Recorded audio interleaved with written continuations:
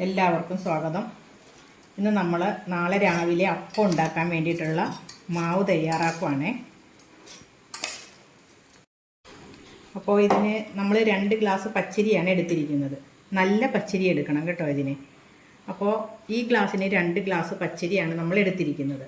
അപ്പോൾ ഈ ഗ്ലാസ്സിന് 1 ഗ്ലാസ് നാളികേരം ചിരകിയത്, പിന്നെ 1 ഗ്ലാസ് ചോറ്.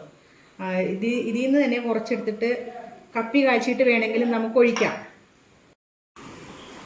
നമ്മൾ പക്ഷേ പെട്ടെന്ന് ഉള്ളൊരു സൗകര്യപ്രദമായ രീതിയിൽ നമ്മളിതിപ്പോൾ ചോറാണ് ഇടുന്നത് കേട്ടോ. പശയില്ലാത്ത അരിയുടെ ചോറ്, നമ്മളെടുത്ത അരിയുടെ പകുതി ചോറാണ് നമ്മൾ ഇടുന്നത്. നമ്മൾ 2 പ്രാവശ്യമായിട്ടാണ് കേട്ടോ അരച്ചെടുക്കണേ. ഇത് നാളികേരം, ഈ ചവരൊന്നും ഇല്ലാതെ ചിരകിയെടുത്ത നാളികേരമാണ്. 2 പ്രാവശ്യമായിട്ട് അരയ്ക്കുന്ന കൊണ്ട് പകുതി വീതമാണ് നമ്മൾ ഇട്ട് കൊടുക്കുന്നത്. പിന്നെ നമ്മൾ ഒരു ലേശം ഈസ്റ്റ് ഇട്ട് കൊടുക്കുന്നുണ്ട്. അതും നമ്മൾ 2 പ്രാവശ്യമായിട്ടാണ്. ലേശം ഈസ്റ്റ് ഇട്ട് കൊടുക്കുന്നുള്ളൂ കേട്ടോ, ഒത്തിരി ഒന്നും ഇടുന്നില്ല. ഇനി ഈ എടുത്തിരിക്കുന്ന ഇതിൻ്റെ അളവിന് ആവശ്യമായിട്ടുള്ള കുറച്ച് ഉപ്പ്, അതുപോലെ തന്നെ നമ്മൾ കുറച്ച് പഞ്ചസാര, ഒരു ലേശം പഞ്ചസാര, അത് വളരെ കുറച്ചേ ഇടുന്നുള്ളേ. എന്നിട്ട് നമ്മൾ ആവശ്യത്തിന് വെള്ളം ഒഴിച്ചിട്ട് ഇത് അരച്ചു കൊടുക്കണം. എല്ലാം കുറേശ്ശെ എടുത്താൽ മതി. ഒത്തിരി വെള്ളം കൂടി പോവാത്ത രീതിയിൽ നമ്മളിത് അരച്ചെടുക്കണം മാവ്. കണ്ട കറക്റ്റ് ഇതിൻ്റെ ഒപ്പമേ വെള്ളം നിൽക്കാവുള്ളൂ. അല്ല ഇങ്ങനെ ഒത്തിരി ഇവിടെ വരെയൊന്നും വരരുത്. നമ്മൾ കുറേശ്ശെ ആയിട്ട് ഒഴിച്ചു കൊടുക്കാവുള്ളൂ വെള്ളം. അപ്പോൾ ഇത് അരയ്ക്കുമ്പോൾ പാകത്തിന് വെള്ളം ഇത്തിരി കൂടുതലാണെന്ന് തോന്നിക്കഴിഞ്ഞാൽ അടുത്ത ട്രിപ്പ് അരയ്ക്കുമ്പോൾ വെള്ളം വളരെ കുറച്ച് ഒഴിച്ചു കൊടുത്താൽ മതി. ഇതിങ്ങനെ കണ്ടോ ഒപ്പം എത്തിയിട്ടുണ്ട്.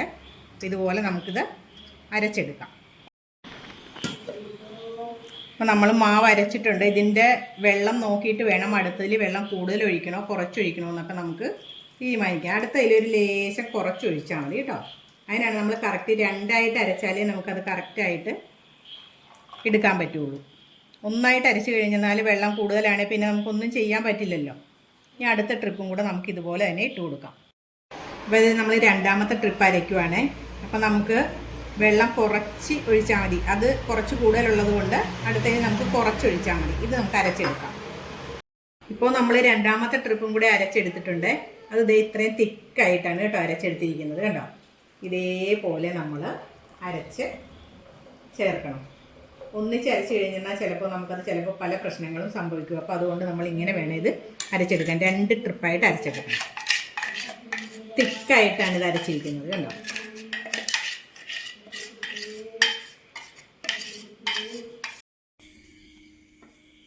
അപ്പം നമ്മളുടെ മാവ് അരച്ച് വെച്ചിട്ട് 2 മണിക്കൂറായിട്ടുണ്ട്. നമുക്ക് ഒരപ്പം ചുടാം. അപ്പോൾ ഇതാണ് നമ്മളുടെ മാവ്. നമ്മൾ അരച്ചിട്ട് 2 മണിക്കൂറായിട്ടുള്ളൂ. ആ മാവാണ് കേട്ടോ ഇത്. ഒന്ന് പതിയെ നമുക്കൊന്ന് ഇളക്കി കൊടുക്കാം. അപ്പം നമുക്ക് നമ്മളുടെ മാവ് ഒഴിച്ചു കൊടുക്കാം.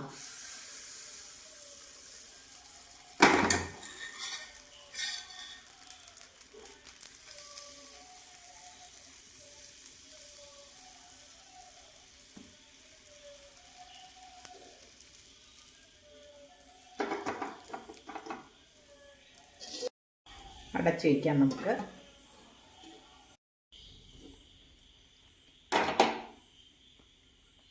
അപ്പം നമ്മളുടെ അപ്പം വെന്തിട്ടുണ്ട് കണ്ടോ. നമുക്ക് അപ്പത്തിന് ഇന്ന് നമുക്ക് വെജിറ്റബിൾ കുറുമയാണ് കേട്ടോ ഉണ്ടാക്കുന്നത്.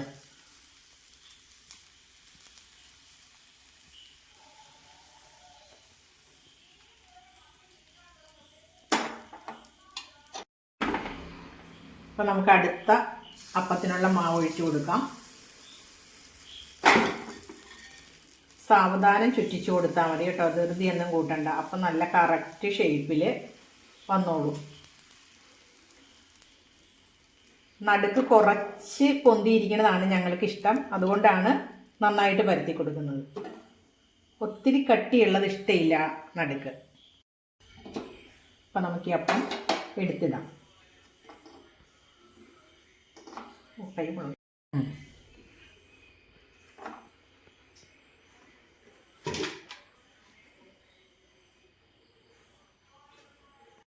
ഈ ചെറിയ തവിക്ക് ഒരു തവി മാവ് ഒഴിച്ചാൽ മതി നമുക്ക്.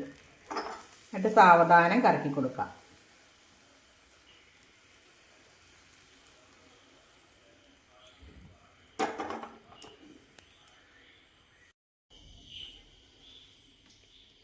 അപ്പം നമ്മളുടെ അപ്പം റെഡി ആയിട്ടുണ്ട്.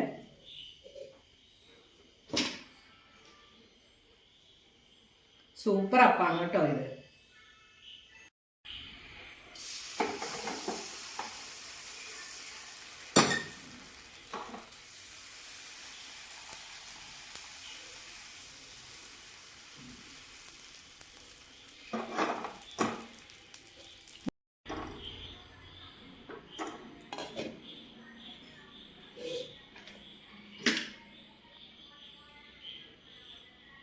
സൂപ്പർ അപ്പാണ് കേട്ടോ. എല്ലാവരും ഇതുപോലെ ഒന്ന് ഉണ്ടാക്കി നോക്കണേ.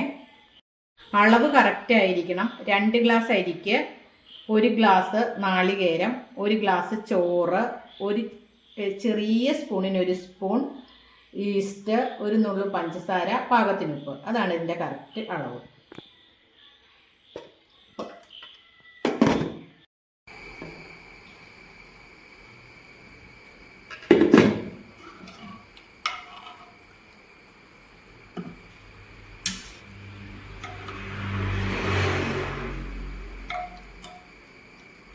അപ്പവും വെജിറ്റബിൾ സ്റ്റൂ.